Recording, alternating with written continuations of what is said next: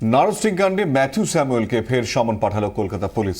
7 দিনের মধ্যে তাকে লালবাজারে হাজির হয়ে ইকোনমিক অফেন্স উইং এর ভারপ্রাপ্ত অফিসারের সঙ্গে দেখা করার নির্দেশ দেওয়া হয়েছে। এর আগেও নারদকর্তা ম্যাথিউকে সমন পাঠিয়েছিল কলকাতা পুলিশ, তবে বিষয়টি হাইকোর্টের বিচারাধীন। এই যুক্তি দেখিয়ে এখনো হাজিরা দেননি ম্যাথিউ। কলকাতা পুলিশের তরফে নির্দিষ্ট আইনের ধারা উল্লেখ করে জানানো হয়েছে, হাইকোর্টে এই মামলা চলার কারণে লালবাজারে হাজিরা থেকে রেহাই পেতে পারেন না তিনি। এর আগে নারস্টিং কাণ্ডে ম্যাথিউ স্যামুয়েলকে বিরুদ্ধে নিউ মার্কেট থানায় অভিযোগ দায়ের করেন মেয়র শোভন চ্যাটার্জির স্ত্রী রত্না চ্যাটার্জি।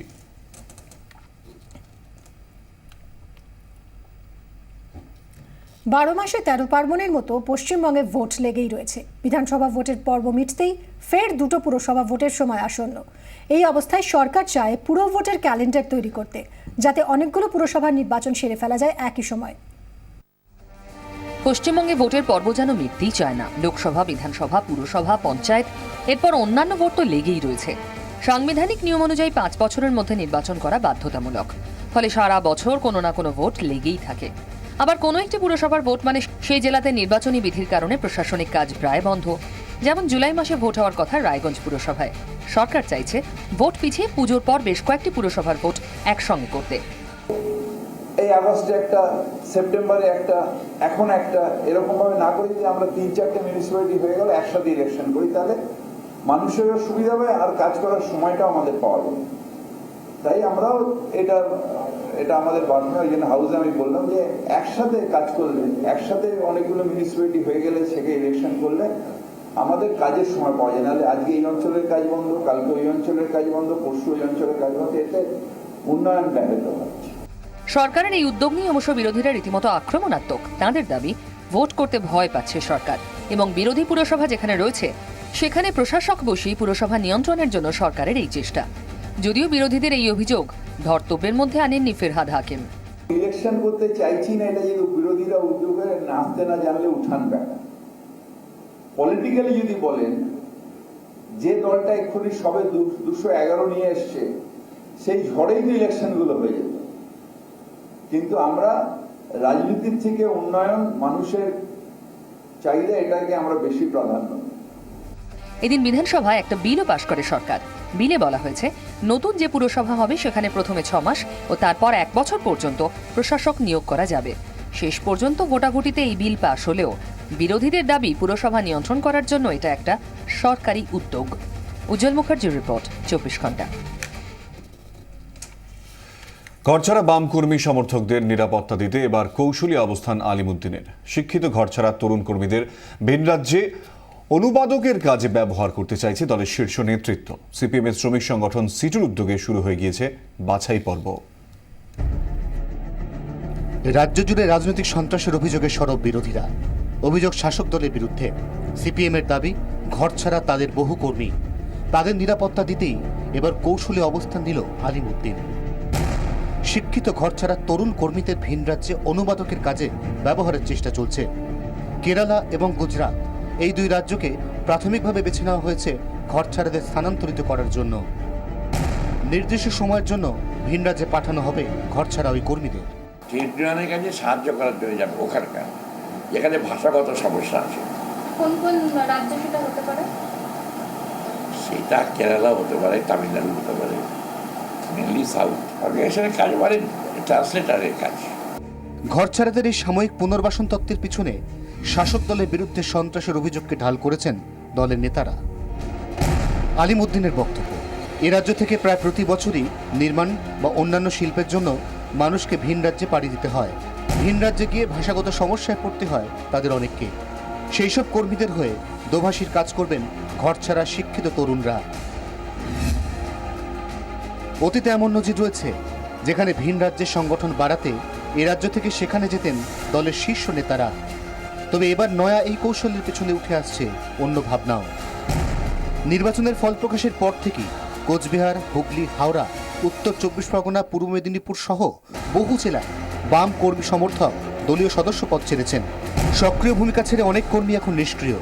প্রশ্ন উঠছে, দলের সংগঠন বাঁচাতেই তবে কি নয়া পুনর্বাসন কৌশল বাম শিবিরের? সন্ত্রাস অভিযুক্ত এলাকার নির্মাণ কাজের সঙ্গে বা অন্যান্য শিল্পের সঙ্গে জড়িত শ্রমিক সংগঠনের প্রতিনিধিদের পাঠানো হবে ভিন রাজ্যে। এভাবে এক ঢিলে দুই পাখি মারতে চাইছে আলিমুদ্দিন স্ট্রিট। 24 ঘন্টার জন্য ক্যামেরায় দীপঙ্কর দাশগুপ্তের সঙ্গে মমিতা চক্রবর্তী, কলকাতা। কেদারনাথ বিপর্যয়ের স্মৃতি উস্কে দিয়ে ফের মেঘভাঙা বৃষ্টি উত্তরাখণ্ডে। জলের তোড়ে ভেসে গেছে পরিথোরাগড় এবং চামোলি জেলা। মারা গেছেন কমপক্ষে 30 জন। যুদ্ধকালীন তৎপরতায় উদ্ধার কার্যে নেমেছে জাতীয় বিপর্যয় মোকাবিলা বাহিনী।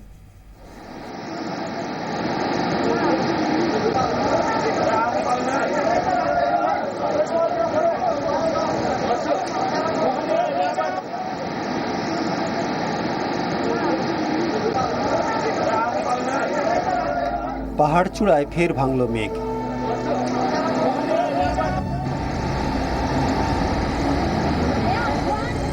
গিরিখাত থেকে আসুরিক শক্তিতে নেমে এলো জলধারা। মেঘ ভাঙা বৃষ্টিতে ভাসল পিথোরগড় ও চামোলি। वहाँ पे लैंडस्लाइड्स भी आया है, क्लाउड बर्स्ट की भी कुछ घटनाएं हुई हैं जिससे काफी गांव प्रभावित हो गए हैं। बहुत चिंताजनक है और कई लोगों के दबे होने की आशंका है। স্মৃতিতে এখনো টাটকা 2013 বিপর্যয়, তাই তড়িঘড়ি এলাকায় পাঠানো হয়েছে জাতীয় বিপর্যয় মোকাবিলা দলকে। घाट साइड में जो बादल फटे हैं उससे पानी की स्थिति जो है बढ़ती जा रही है। अलकनंदा का जो वेग है वो खतरे के निशान से ऊपर है। जो ऊपर नंद प्रयाग में बादल फटा उससे पानी का वेग काफी बढ़ गया यहाँ पे। জলের তোড়ে ভেসে গিয়েছে থাল মুনসারি রোড। যমুনেত্রী হাইওয়ে ক্ষতিগ্রস্ত হয়েছে। বঙ্গলগাঁওতে ধস নেমে বন্ধ কেদারনাথ হাইওয়ে। রবিবার পর্যন্ত রাজ্যের বিভিন্ন জেলায় ভারী বৃষ্টি হবে বলে সতর্ক বার্তা জারি করেছে আবহাওয়া দফতর। ব্যুরো রিপোর্ট, 24 ঘন্টা। সুব্রমণিয়াম স্বামী ঠিক কোথায় পৌঁছতে চান তা বোঝা ক্রমশই দুঃসাধ্য হয়ে উঠছে। এবার মোদির আচ্ছে দিনের স্লোগানকেই চ্যালেঞ্জ করলেন তিনি। খারিজ করতে চাইলেন জিডিপি বৃদ্ধির হার নিয়ে কেন্দ্রের দাবিকে। কার ইন্ধনে এত দূর যেতে চাইছেন স্বামী সে নিয়ে জোরতর চর্চা চলছে রাজধানীর বিভিন্ন মহলে। কোনো মতেই থামানো যাচ্ছে না সুব্রমণিয়াম স্বামীকে। সাপ মারতে গিয়ে এবার শিব মারার জোগাড় করে ফেলছেন তিনি। অরুণ জেটলিকে নিশানা করা তাঁর তীর বিঁধছে খোদ নরেন্দ্র মোদী তথা বিজেপি দলের দিকেই। অর্থমন্ত্রকের দিকে পাখির চোখ করে থাকা সুব্রমণিয়ামের প্রথম টার্গেট ছিল রঘুরাম রাজন, পরে অর্থনৈতিক উপদেষ্টা অরবিন্দ সুব্রমণিয়াম। রঘুরাম বিদায়ের পরে আর কোনো দিকে নজর না দিয়ে সরাসরি অরুণ জেটলিকে চাঁদমারি করেন তিনি। জেটলির বিরুদ্ধে সুব্রমণিয়ামের প্রকাশ্যে একের পর এক বিবৃতি টুইটে ব্যতিব্যস্ত হয়ে মঞ্চে নামতে হয় খোদ নরেন্দ্র মোদীকে। সুব্রমণিয়ামের নাম না এনেও বিষয়টি যে ঠিক নয় এবং তিনি পছন্দ করছেন না প্রকাশ্যে জানান বিজেপির জীবন কাঠি নরেন্দ্র মোদী। কিন্তু তাতেও দমার কোনো লক্ষণ দেখালেন না সুব্রমণিয়াম স্বামী। এবার তিনি বিজেপির আচ্ছা দিনকে চ্যালেঞ্জ ছুড়লেন। অরুণ জেটলির দায়িত্বে থাকা অর্থমন্ত্রকের ঘোষিত জিডিপির বৃদ্ধির হারকেই অসত্য বলে মন্তব্য করলেন।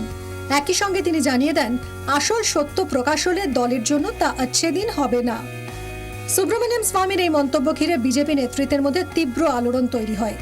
এর আগেও বিজেপি নেতৃত্বের তরফে সুব্রমণিয়ামকে শোকজ করার জোরালো দাবি ওঠে, কিন্তু আরএসএস ঘনিষ্ঠ সুব্রমণিয়ামকে শোকজ করার সাহস দেখায়নি দল। এবার নরেন্দ্র মোদীর স্বপ্নের আচ্ছা দিন নিয়ে টুইট করার পরপরই কিন্তু নিজেই নিজের রাশ টানতে উদ্যোগী রাজ্যসভার এই সাংসদ। অবস্থা বেগতিক দেখে সুব্রমণিয়াম জানিয়ে দেন আগামী এক সপ্তাহ সংবাদ মাধ্যম থেকে দূরে থাকবেন তিনি। এই সময়টায় তিনি নাকি রাম মন্দির, ন্যাশনাল হেরাল্ড, এয়ারশেল ম্যাক্সিম নিয়ে একটু পড়াশোনা করবেন। ব্যুরো রিপোর্ট, 24 ঘন্টা। জাতীয় রাজনীতিতে ঝড়ের পূর্বাভাস। অভিন্ন দেওয়ানি নীতি নিয়ে নাড়াচাড়া শুরু করে দিল কেন্দ্র। এই নীতি প্রণয়ন করা হলে তার কী প্রভাব পড়তে পারে দেশে, তাই নিয়ে আইন কমিশনকে রিপোর্ট দেওয়ার নির্দেশ দিয়েছে মোদী সরকার। স্বাধীন ভারতে এই প্রথম কোনো সরকার অভিন্ন দেওয়ানি নীতির বিষয়টি খতিয়ে দেখার নির্দেশ দিল আইন কমিশনকে। ভারতের মতো গণতান্ত্রিক সার্বভৌম দেশে এই নীতির বিরুদ্ধ মতের অভাব নেই। রাজনৈতিক বিশেষজ্ঞদের বক্তব্য, কেন্দ্রের এই পদক্ষেপের রাজনৈতিক বিরোধিতা অবশ্যম্ভাবী। এই আইন সংসদে পাস হলে ধর্ম বর্ণ নির্বিশেষে দেশের সব মানুষের জন্য একই আইন লাগু হবে। বর্তমানে সম্পত্তি, বিয়ে, ডিভোর্স, উত্তরাধিকার সহ একাধিক ক্ষেত্রে হিন্দুদের যা আইন তার সঙ্গে মেলে না সংখ্যালঘুদের আইন। অভিন্ন দেওয়ানি নীতি প্রণয়নের দাবিতে গত বছর সুপ্রিম কোর্টেও আর্জি জানান দিল্লির এক বিজেপি নেতা। তবে সর্বোচ্চ আদালত বিষয়টিতে নাক গলাতে রাজি হয়নি। ইতিমধ্যেই সংসদ বিষয়ক মন্ত্রী ভেঙ্কাইয়া নাইডুও এই নীতি নিয়ে সংসদে বিতর্কের পক্ষেই সওয়াল করেছেন।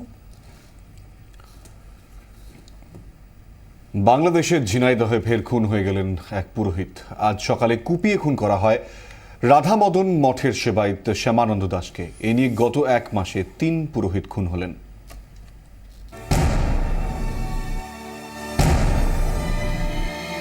সকালে পুজোর ফুল তুলতে বেরিয়েছিলেন ঝিনাইদহর কাস্টসাগরা গ্রামের রাধামোহন মঠের পুরোহিত শ্যামানন্দ দাস। হঠাৎই 3 দুষ্কৃতী মোটরসাইকেলে করে এসে তাকে এলো পাথারি কোপাতে থাকে। খানিক দূর টেনে যায়, তার মাথায় প্রথম কোপ মারার পর তার ঘাড়ে কোপ মারে, সে পড়ে যায়। লোকজন দেখা হুটো করে ফুটে চেঁচাই আছে, এখন ওরা মোটরসাইকেলে মাগুরা মুক্ত ধাওয়া দিয়ে হাসপাতালে নিয়ে গেলে তাকে মৃত বলে ঘোষণা করা হয়। কখনো মুক্তমনা, কখনো আবার সংখ্যালঘু নাগরিক পুরোহিত। গত 1 মাসে একের পর এক হত্যাকাণ্ড হয়েই চলেছে বাংলাদেশে। 5ই জুন চট্টগ্রামে হত্যা করা হয় মুক্তমনা এবং পুলিশ কর্তার স্ত্রী মাহমুদা আক্তার মিতুকে। নাটোরে খুন হন সংখ্যালঘু ব্যবসায়ী সুনীল গোমেজ। ঝিনাইদহেই খুন হন পুরোহিত আনন্দ গোপাল গাঙ্গুলি। ঠিক একই কায়দায় কুপিয়ে খুন করা হয় তাকে। 10ই জুন পাবনায় খুন হন আশ্রমকর্মী নিত্যরঞ্জন পাণ্ডে। এবার সেই তালিকায় এলো শ্যামানন্দ দাসের নামও। গত 2 বছরে এভাবে একাধিক লেখক, মুক্তমনা, ব্লগার খুনে জঙ্গি যোগের অভিযোগ উঠেছে। শ্যামানন্দ দাসকে নিয়ে শুধু ঝিনাইদহেই খুন হয়েছেন 4 জন। ব্যুরো রিপোর্ট, 24 ঘন্টা। এলামাটি মেখে আপনার মন জয় করছে আলু। নিশ্চিন্তে বাজার করে ফিরছেন, জানতেও পারছেন না স্বাদের আলু কতটা ক্ষতি করছে আপনার শরীরের। আলুর খুঁত ঢাকতে রং মাখানো বন্ধের নির্দেশ দিয়েছে রাজ্য সরকার। মাঠে নেমে পড়েছেন খোদ কৃষি বিপণন মন্ত্রী।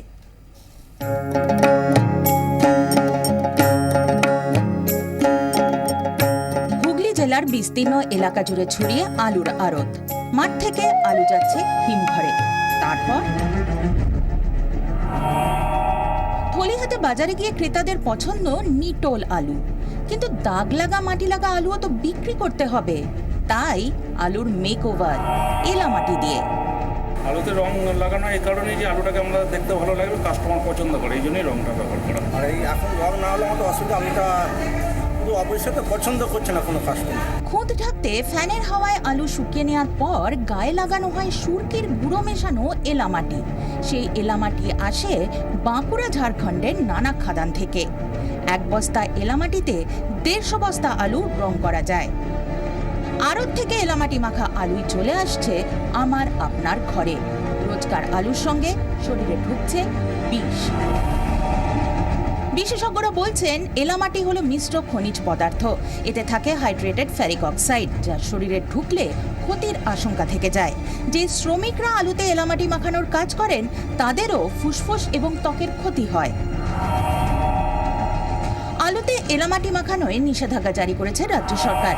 কৃষি বিপণন মন্ত্রী তপন দাশগুপ্ত নিজেই ঘোরা শুরু করেছেন নানা হিমঘরে। বৃহস্পতিবার হুগলির চৌগ্রামের একটি হিমঘরে তিনি হাতে নাতে ধরে ফেলেন এলামাটি মাখা আলু।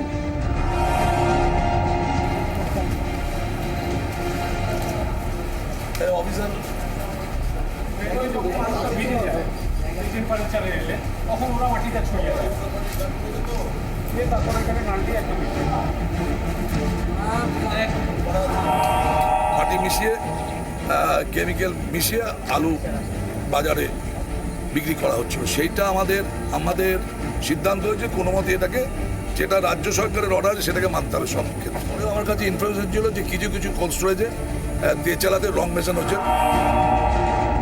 যা চকচক করে তাই সোনা নয়। অতএব আলু কেনার আগে এবার সাবধান।